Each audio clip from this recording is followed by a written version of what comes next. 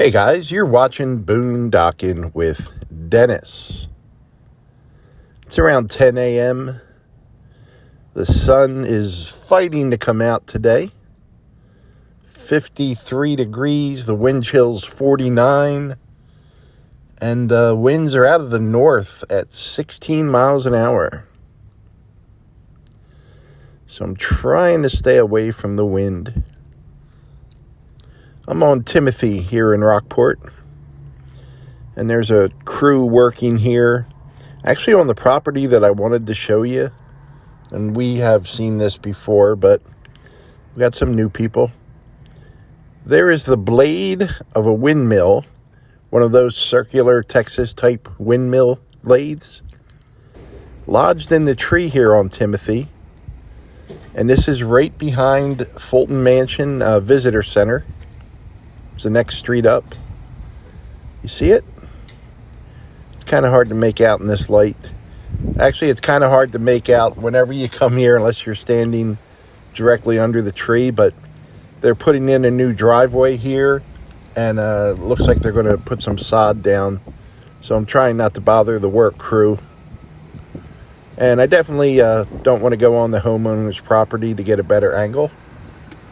My friend Christopher used to own this house. So when we did videos from here before, I could just walk right up and, he didn't care. I was reading, and I didn't know this till this morning. I knew this first part. Christopher and his family moved to San Antonio, and he wanted to keep this house and put it up for rent. This is the, you're in Rockport, by the way, guys. There's a tree in the middle of the road. And this is Henderson, is the cross street here. And we're coming off Timothy in case you ever want to go see the windmill in the tree. That blade, that blade blew up there in the hurricane of 1919.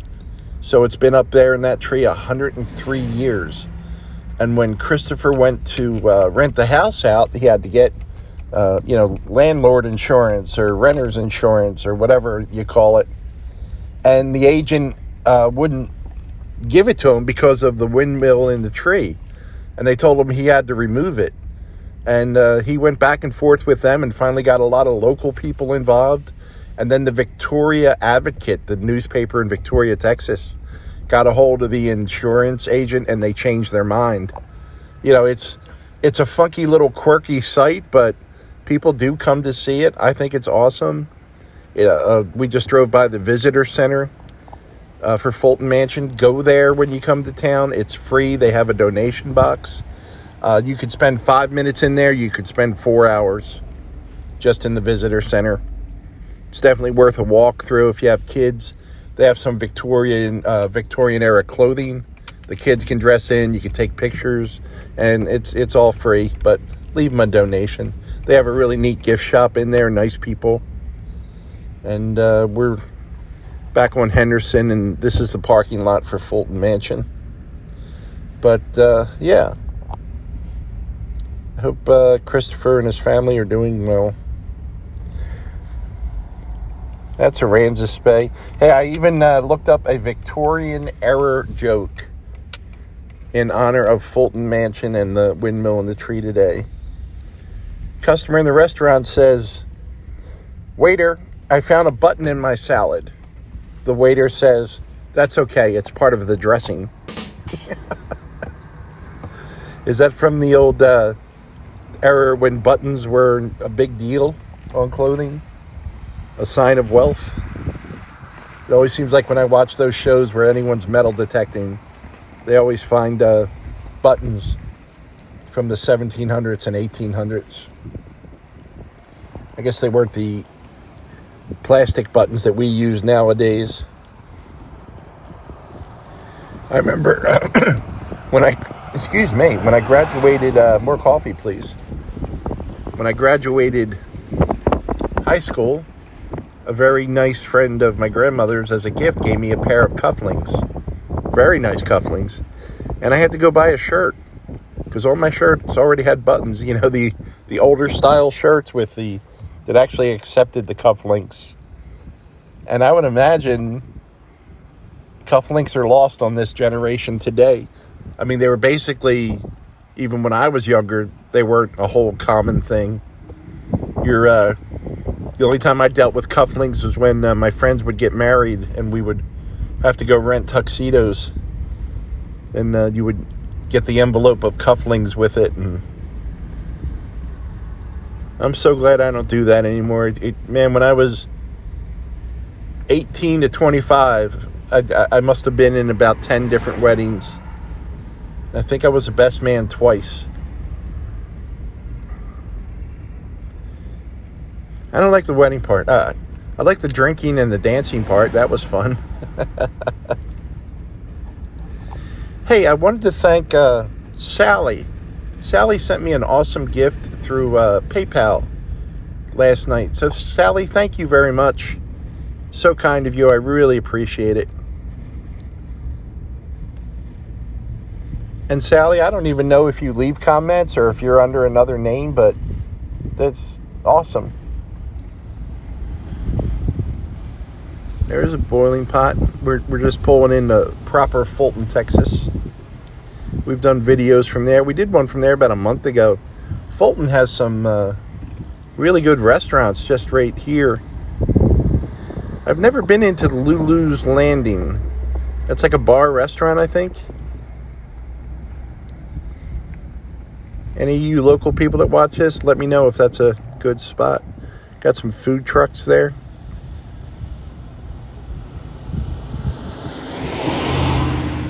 Pulled over to let that van go, and he waited patiently. Usually don't get that when people are trying to get to work, so whatever company that was, thank you very much. Making a turn. That guy right there, thank you. This is a really good spot. We've done videos from here. Benchwarmers and Whodat.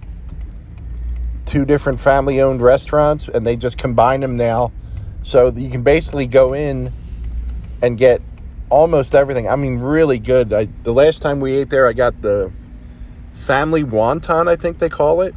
And it's this big bowl of wonton with the vegetables and everything in it. Man, that's really good. And you can also go in there and get a bunch of different cheeseburgers. And they have everything, like a full Asian menu. And then like a full burger-type restaurant, salads, whatever you want. And it's pretty neat. They combine the two. It's a big L-shaped dining room, and they have a bar in there. Matter of fact, the owners of Whodat, their son is Dat Win, who played for the Cowboys and did well with the Dallas Cowboys. Back at Fulton Harbor. This is one of my go-to sunrise places. I was surprised several of you guys mentioned from another rambling video I did that you never heard of Beef and Beers. But in our area, that we would always have them at the Millmont Fire Company, the Holmes Fire Company. There was a few firehouses that I'm just drawing a blank on right now, that the upstairs was like a hall you could rent that was over the firehouse, and either a DJ or a live band, and it would just be beer and usually just one type of food, and it always seemed to be some type of beef. And, Beef and Beers. And a ticket back then was $10. It'd probably be, $40 now. But, someone's parents died. You had a beef and beer to raise money. Things like that. A child had, some type of sickness. And their friends would throw beef and beers. And it was like they were always a good time. You'd get a band that would play for free, and you'd get a DJ that would DJ for free. Sometimes you brought your own records and wrote your name on them and put them in the pile so the DJ had stuff to play. It was just I remember one time, I had a pretty good stereo system at one point, and I was DJing a Beef and Beer, on the second floor. I'm just talking about I played records. It wasn't like today. There was no scratching. There was no headphones with turntables and microphones and all.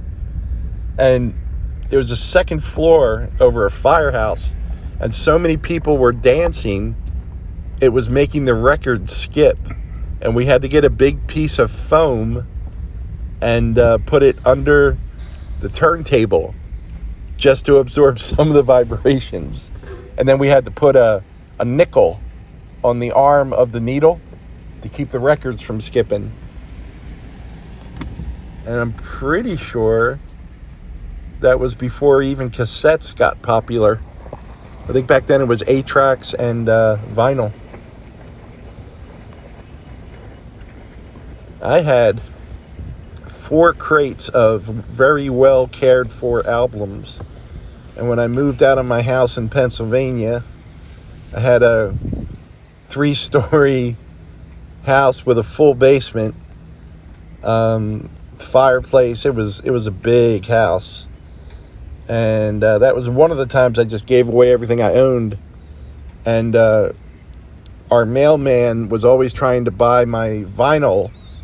It was on the front porch, a very nice enclosed front porch. And he was always trying to buy them from me. And one day he came to deliver the mail. Like, I had the same mailman for years and years. And I said, "They're yours." He came back at night and got them, and he kept trying to give me money. But, like, things like that mean something to me, I was just happy to see that they went to a good home, if that makes sense. Someone that appreciated them probably even more than I did. Well, guys, thanks for hanging in there with me tonight. I'm kind of rambling all over the place. Thanks for your comments. Thank you for your support. And, thanks for riding along today. Thanks for watching.